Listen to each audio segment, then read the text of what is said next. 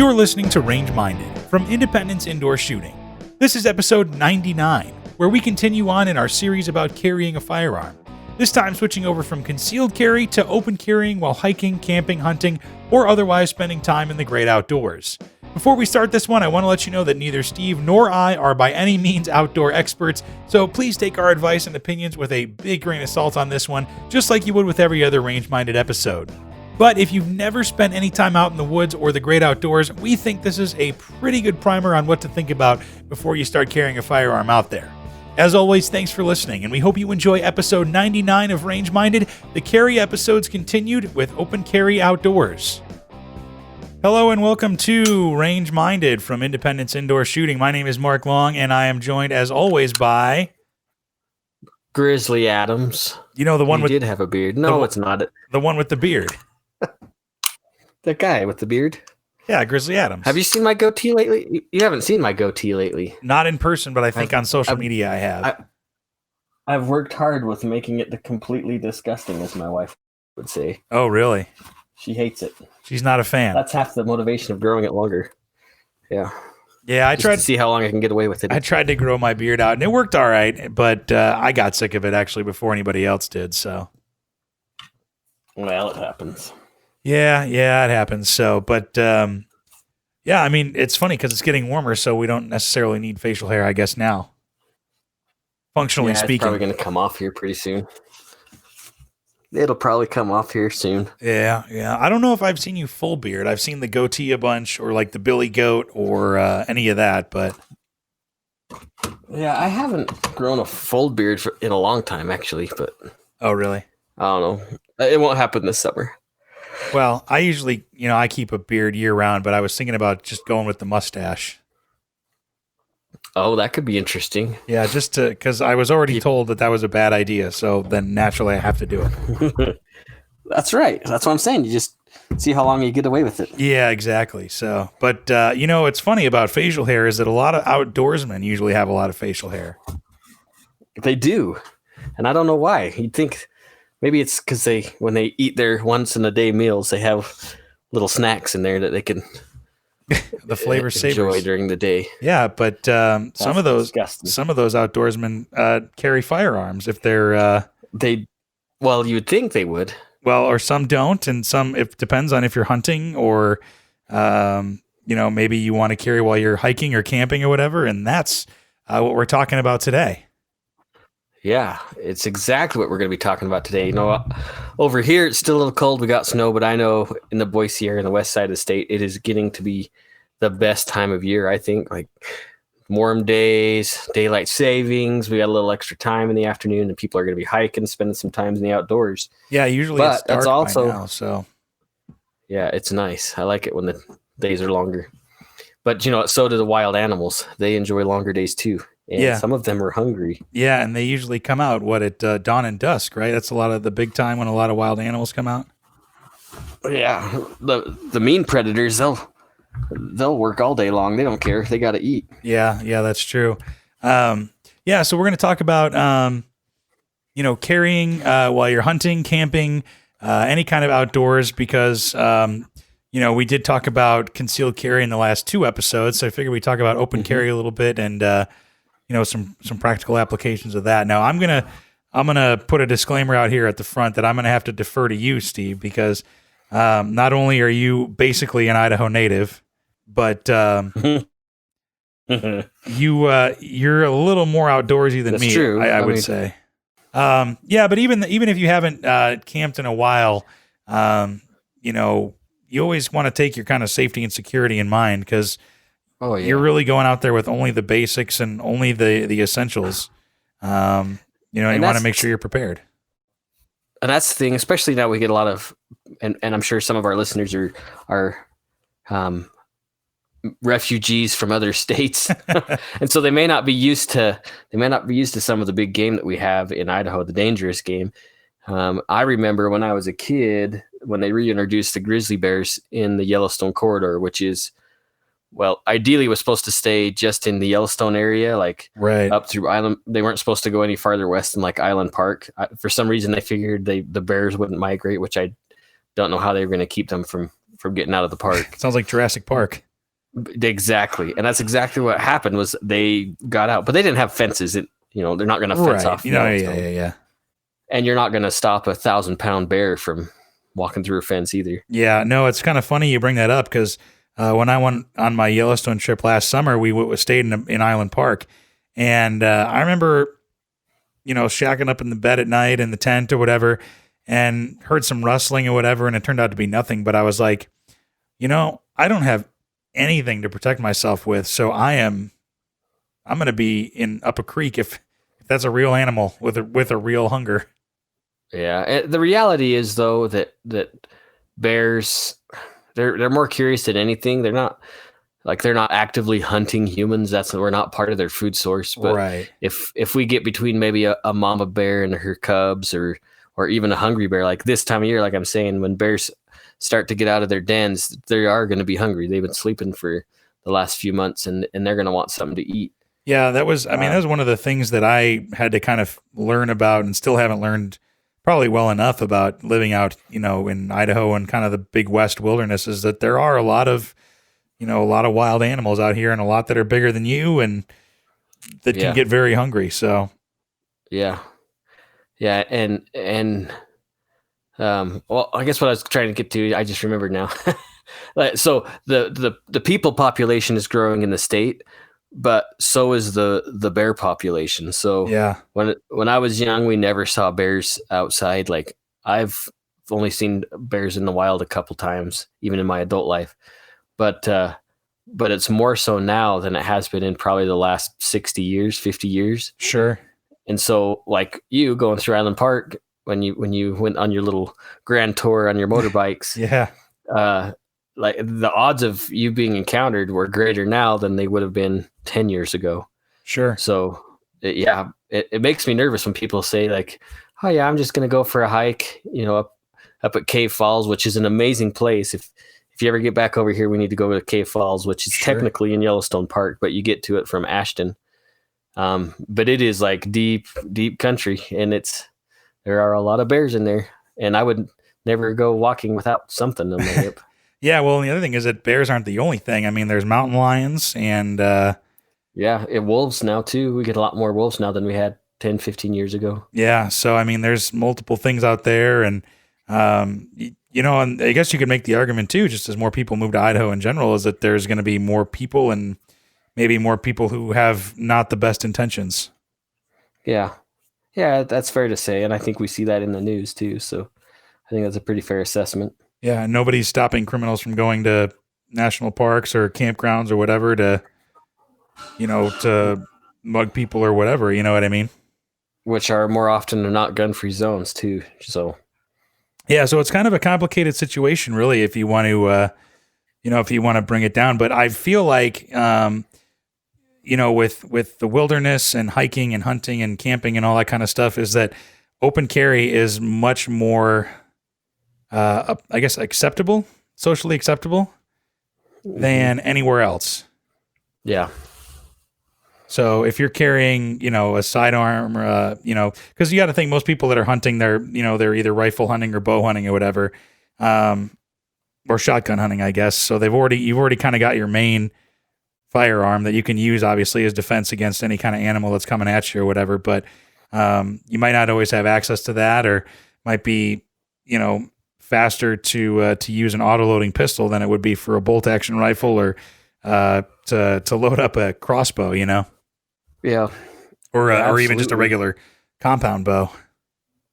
Yeah, because most of the time, like if you think about bow hunters, if they're walking back and forth, like maybe they're baiting their bear or whatever, they're not going to have an arrow knocked up on their bow ready to go. Right. So it just doesn't make sense to me. Like, why people wouldn't take something in the wilderness doesn't make sense to me. I would imagine too, and this is going to show my lack of experience being out hunting or whatever. But if let's say you're packing out, you've got your deer, your elk, or whatever quartered, and you're packing it in and packing it out.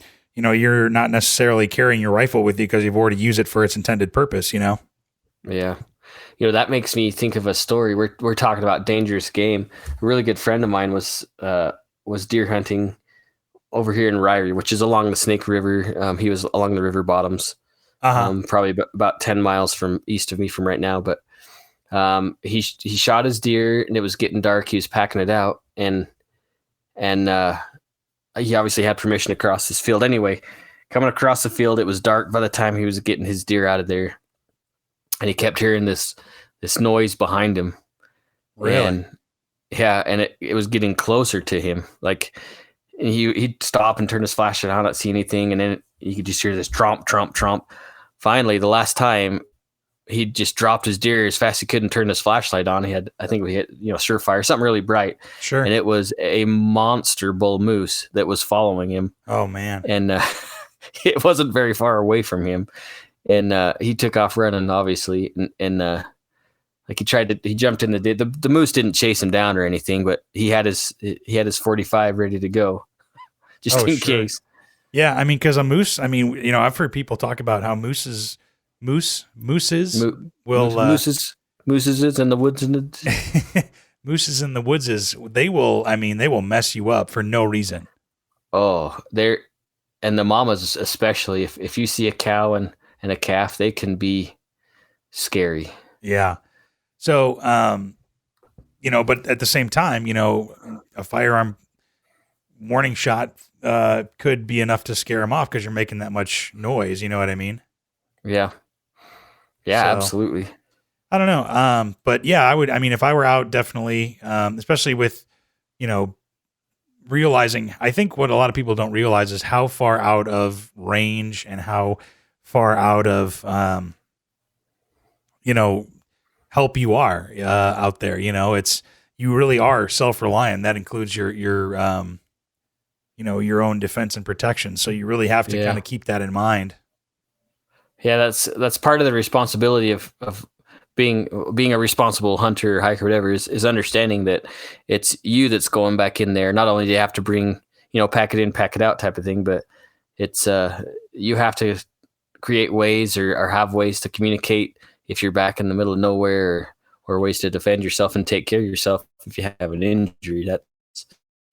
That's very important. Yeah. Yeah, you really, you talk about, being responsible for yourself kind of in the city or in the towns or kind of civilization. But when you're out there, you have to think about everything, not just, self-protection or whatever, but also, like you said, if you get injured or how you're going to pack everything in, pack everything out. And, you have to kind of be extra prepared. And that includes, I think, I was going to say that includes protection. So like self-protection. So. Yeah. I was going to say, I think most outdoorsmen understand that and they're pretty good about it because they want to go back to the same spots they hunt in. Maybe as they were a kid or whatever, they understand maintaining good practices, I think. But sure. Like I say, some of the newcomers moving in, they may not understand what it's like. Yeah. And that's definitely something, that's worth thinking about, especially if you're hiking somewhere you don't know. Those, like I think you bring up a good point. Hunters are going to know their own spots. They're going to know the terrain. They're going to know what kind of, wildlife is out there, what time of year, all that kind of stuff. So you kind of have some experience in that regard. But if you're new to the state or whatever, there's a good chance you don't know what you're getting into. Yeah. And, and it's better not to introduce yourself to that fate while you're out there. Yeah. So it's better to be educated before. That's why carrying something I think is definitely a good idea, as long as you're licensed to do so. And that, you are, what's the word? It's legal to do so in the area you're at. Yeah.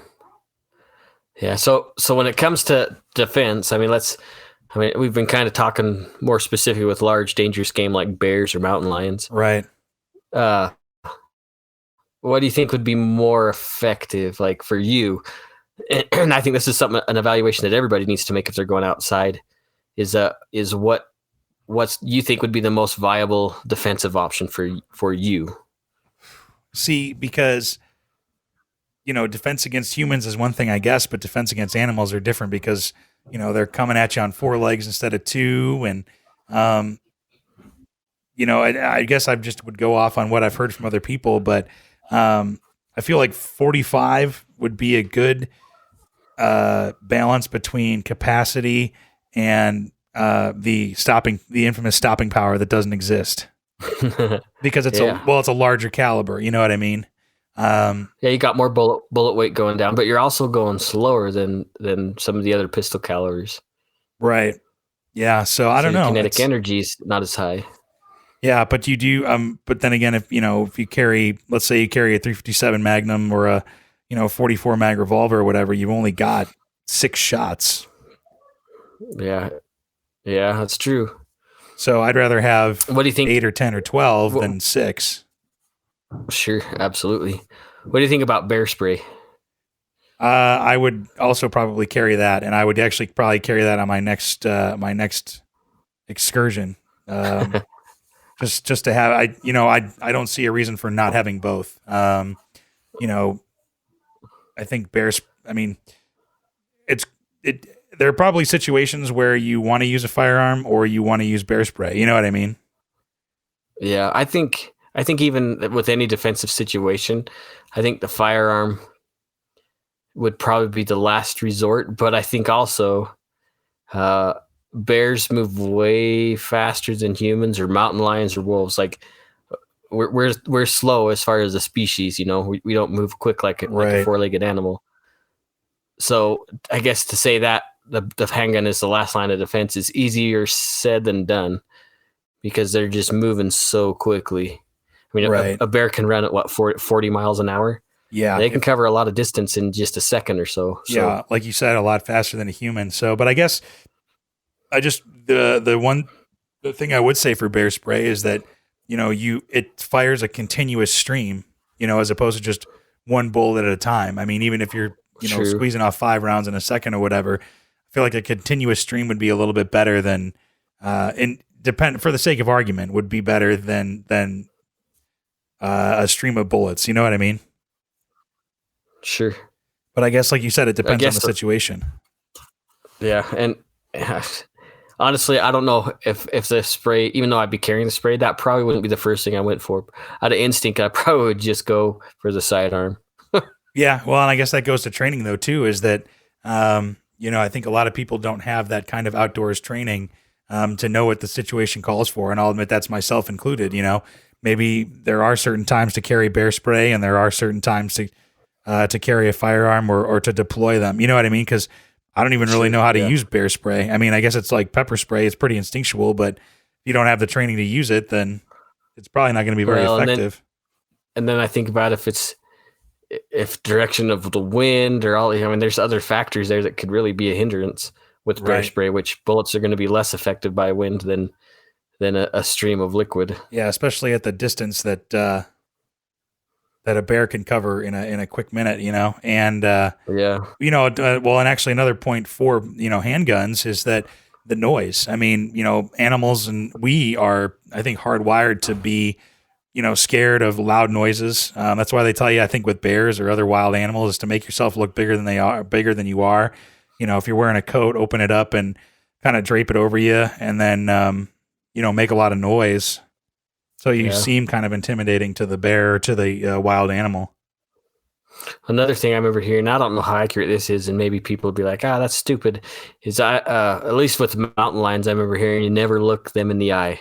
Like you never look a mountain lion in the eye. Really? And obviously, and you never run either, right? Because they're wired to chase. Sure. And so you do the same thing, like you're saying, make yourself look bigger and more of a challenge.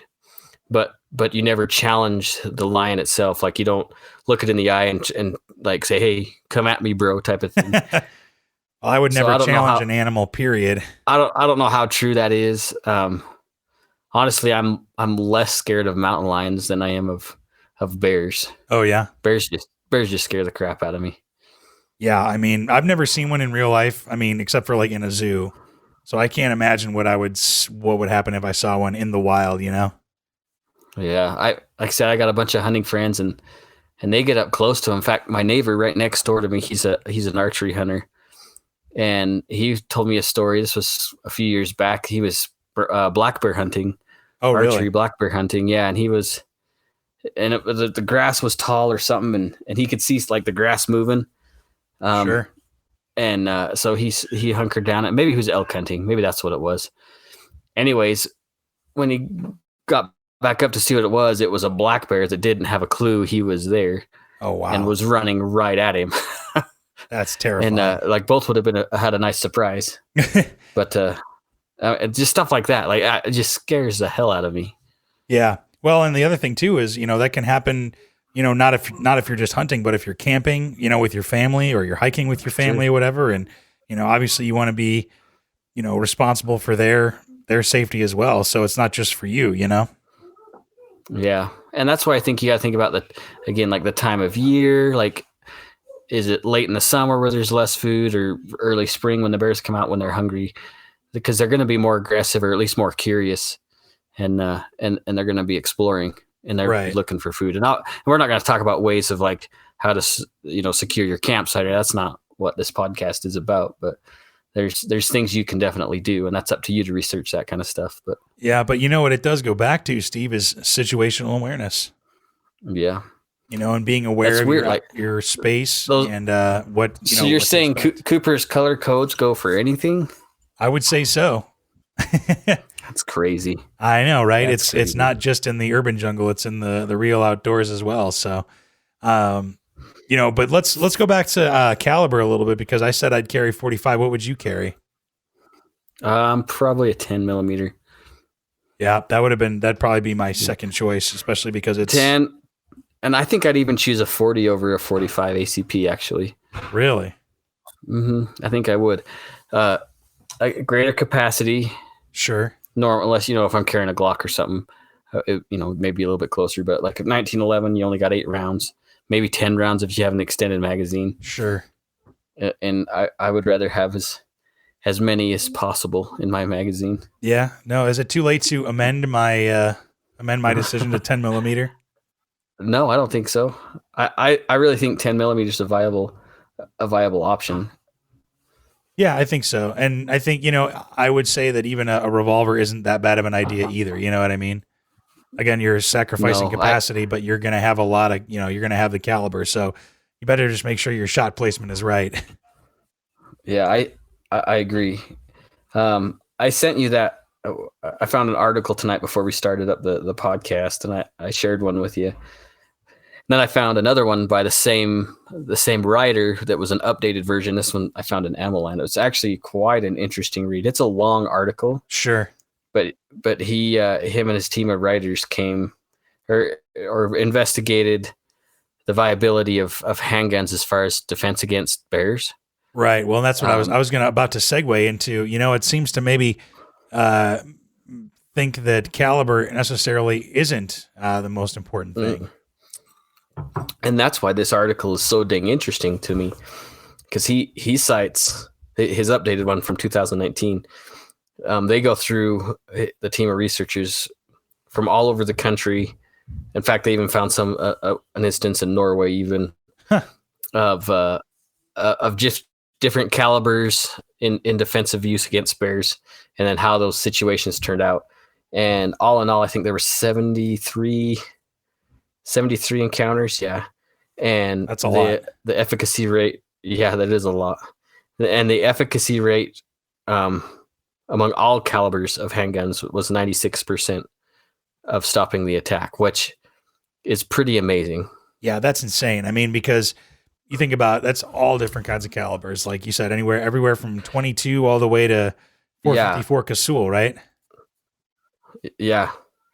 And like in here, they found, just for example, there's 4 instances of 22 rimfire being used. All 3 were black bears, and they were 3 of the 4 were black bears, and the bears died. And one against a polar bear that it just says was unsuccessful. A polar bear. Yeah. He goes through all, like, this was like the summary of the article. He'll actually go through each example and go in depth a little bit about, the circumstance. Yeah. Like you said, it's kind of a long article. Bear.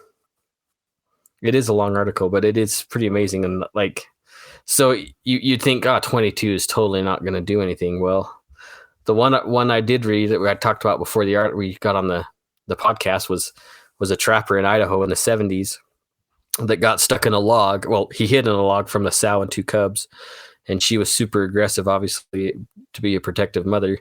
But she followed him into this hollowed out log, and all he had was his semi-auto 22 and 8 rounds left, and he put all 8 in the bear, and it ended up killing it on the 8th shot. It stopped. That's crazy.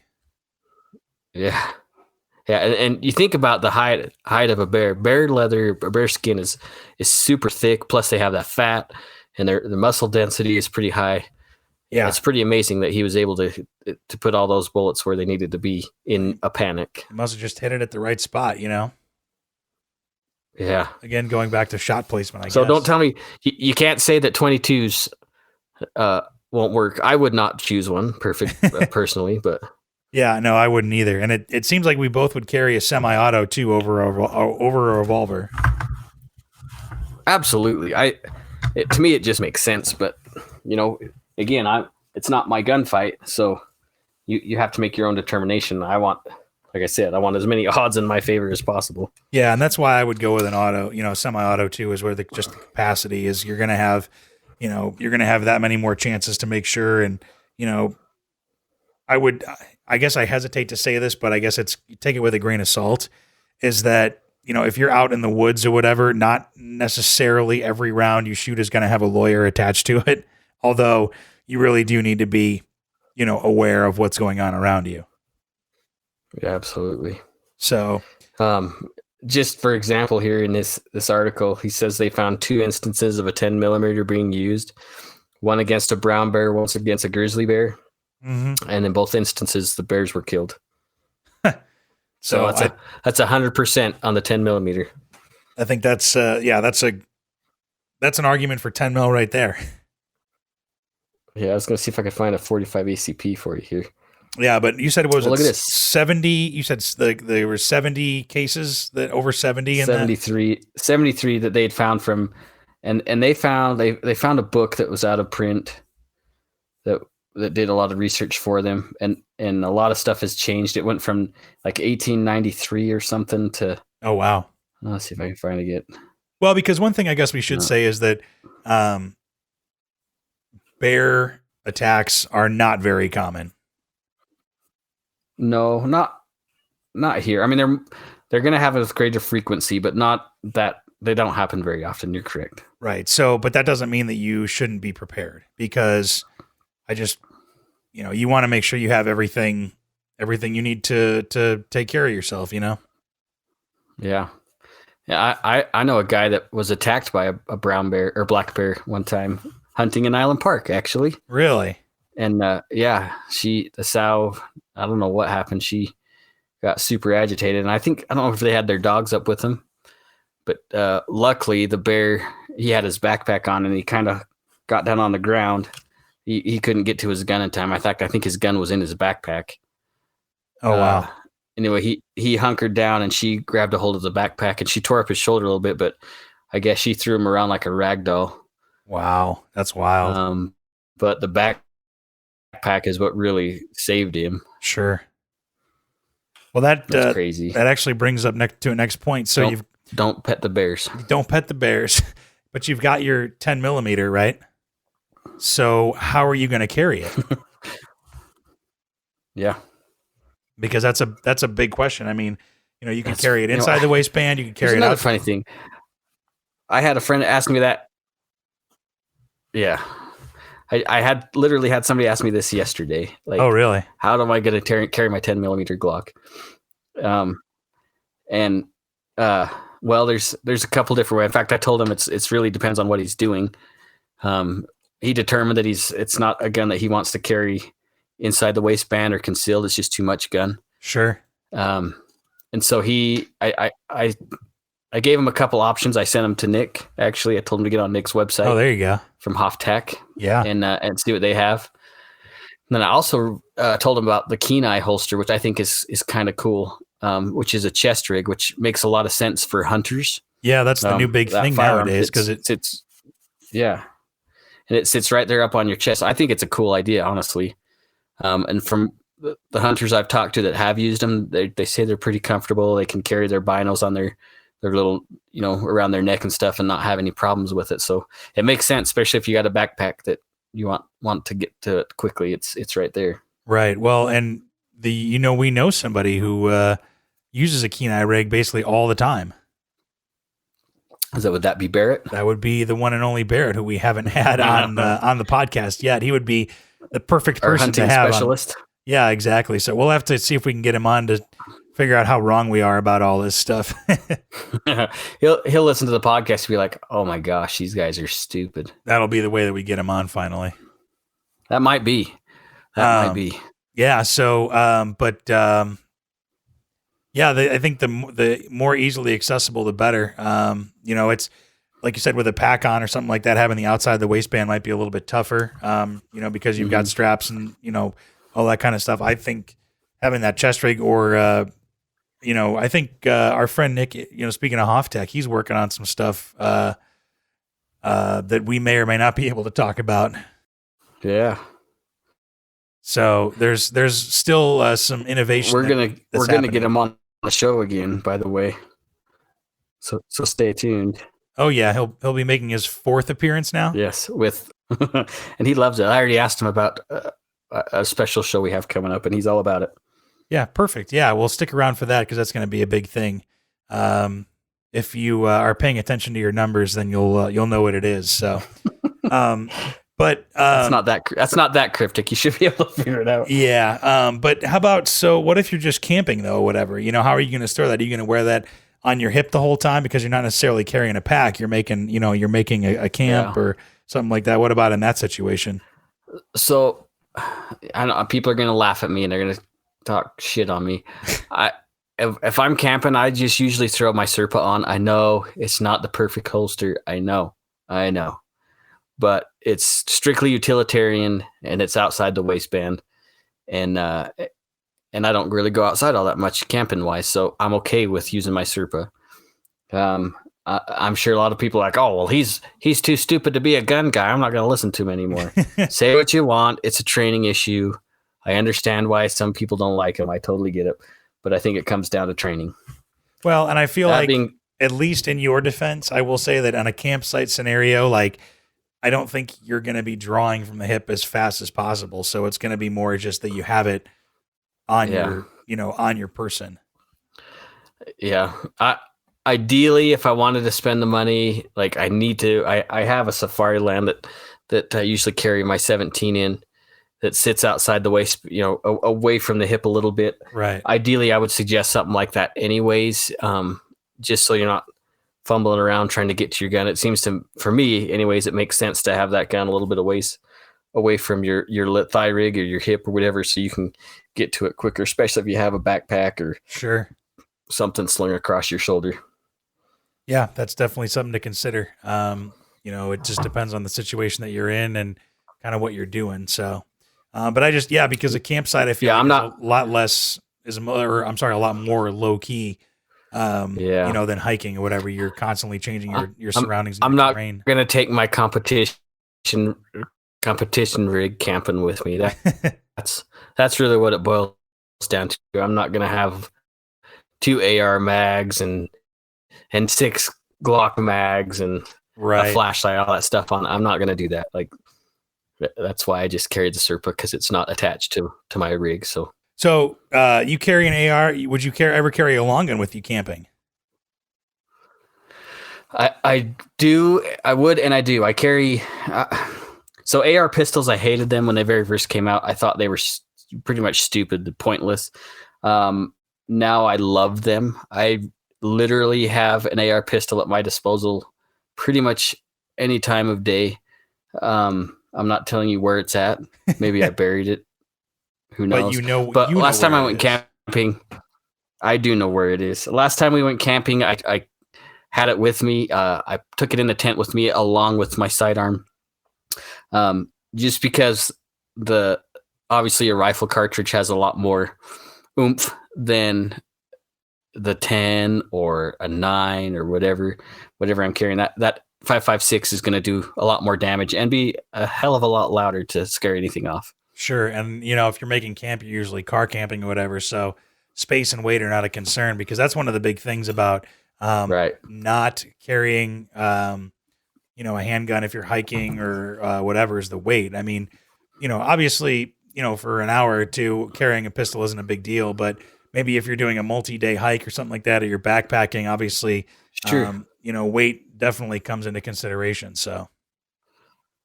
Well, and there's a lot more other options now than there were a few years ago. Like, there's a lot of guys that would take around their Mossberg 500 or whatever, their shotgun with double lot or maybe, a full slug. Right. And packing that thing around is kind of a pain in the butt. Well, now we have the Shockwave, and I can't remember the Remington, the TAC 14. Is that the Remington version? I think so. That now you can carry around 4 rounds in a shotgun, and that's better than nothing. And that shotgun's not terribly light, but it's also not big and cumbersome either. Right. It's not a full size shotgun that you're carrying around, so it's going to be a lot more mobile. It's going to weigh a lot less, all that kind of stuff. So.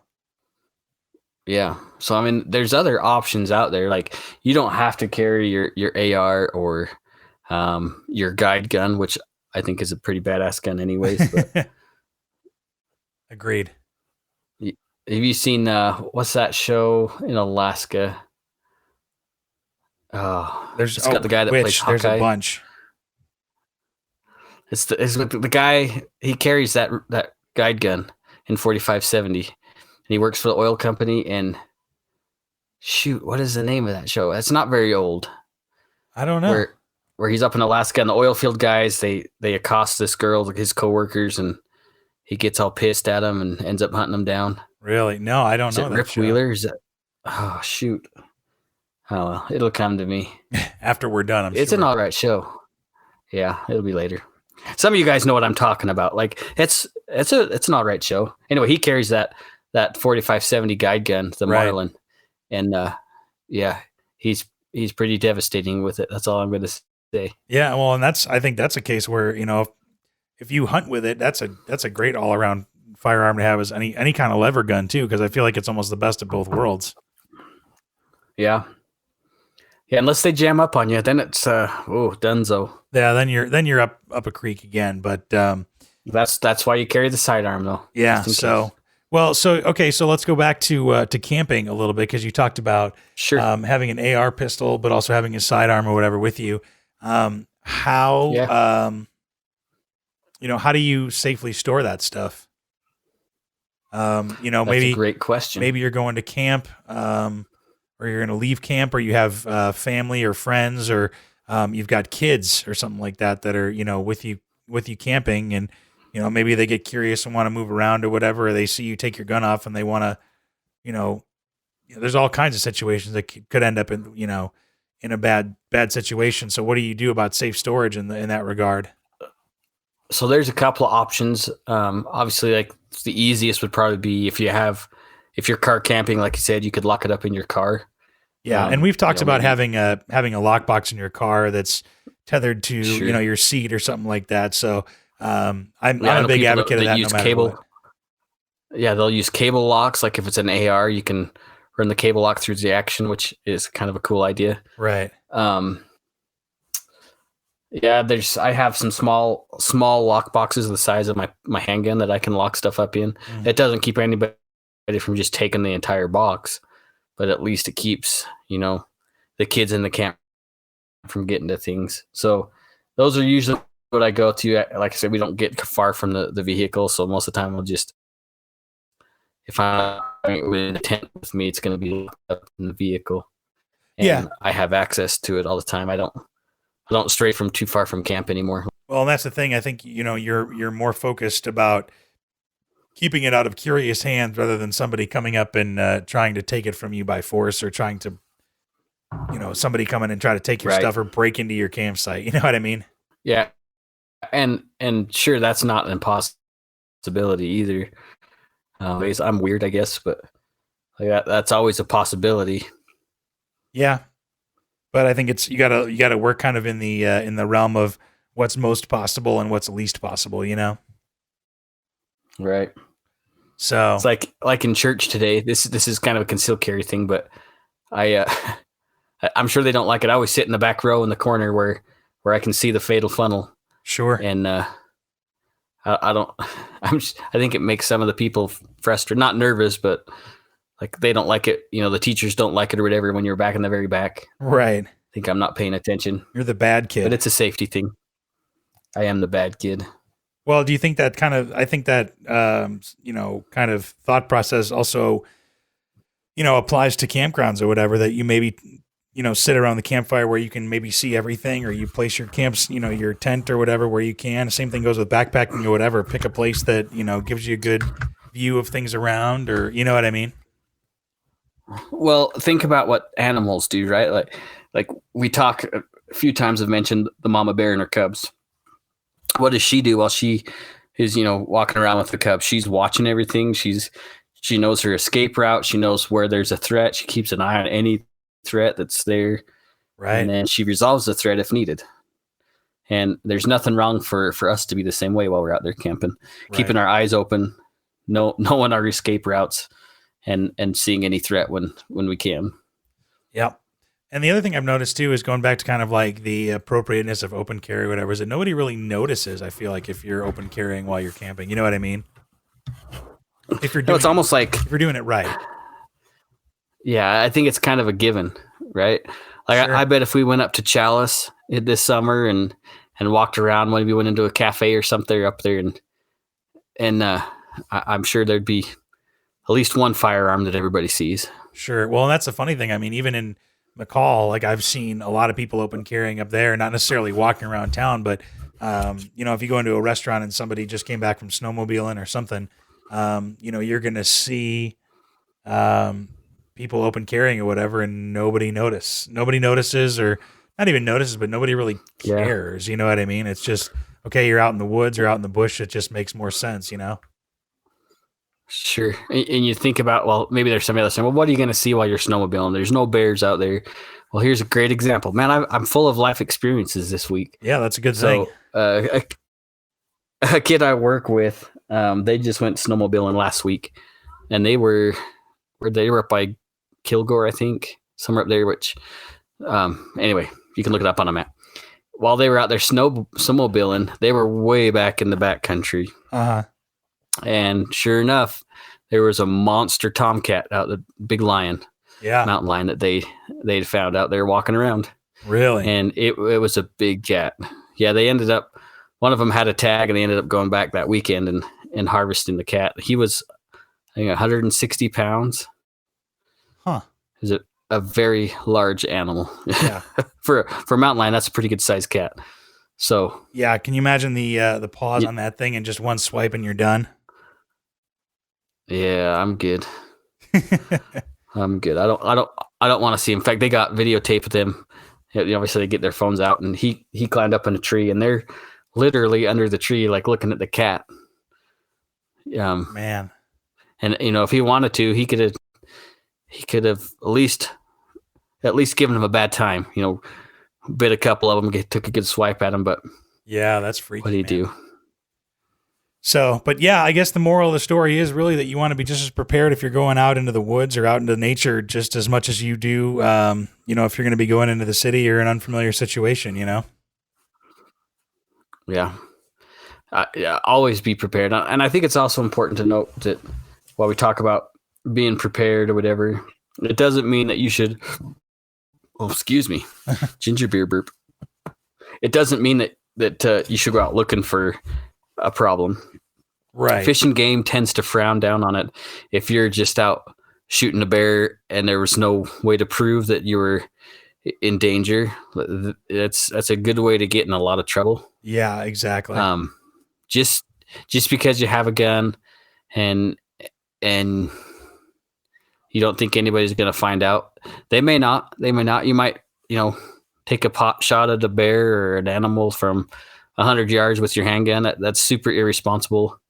But a Fish and Game finds out, and it's a pretty poor choice. And you could, at the very minimum, you could lose your hunting privileges if you're a hunter.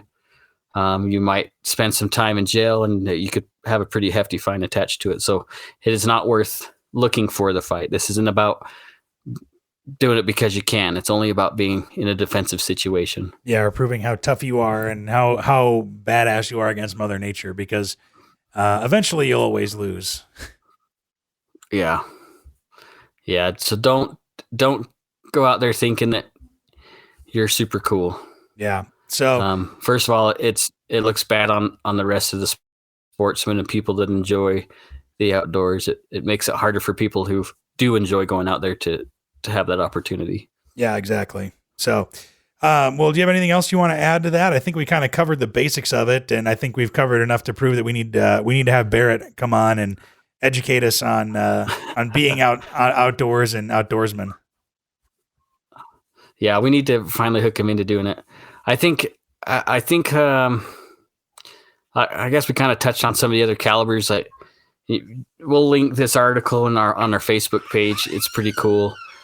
There are a lot of instances where a 9mm was used in defense effectively, more than what I would have thought, actually. Really? So anything's better than nothing. I guess the other thing too, while we're talking about is ammunition choice. Sure. Oh yeah, that was something I noticed in that article.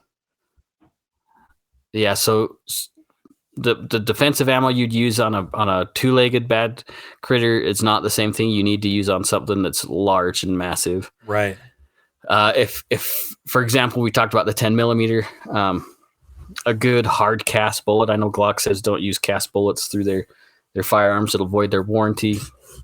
If that's the case, Buffalo Bore makes some pretty hot ammunition for the 10mm. You want something that's got a flat face, that's going to do a lot of cavitation, a lot of hydrostatic damage. The 9mm, the one instance I read there where the guy used a 9mm, he just used full metal jacket because he needed to keep that energy as deep as possible. Right. So don't use hollow point ammunition. If you're going to carry out in the woods, carry something that's going to keep its velocity for as long as possible. Yeah, which I guess would be kind of counterintuitive because we always preach, carrying defensive loads for concealed carry. But this is, like I said, this is a whole nother ball game. And like you said with bears, I mean the hide is a lot thicker. There's a lot more muscle. There's a lot more fat to get through. Just a lot more everything to get through. So you really have to consider that with your ammunition choice.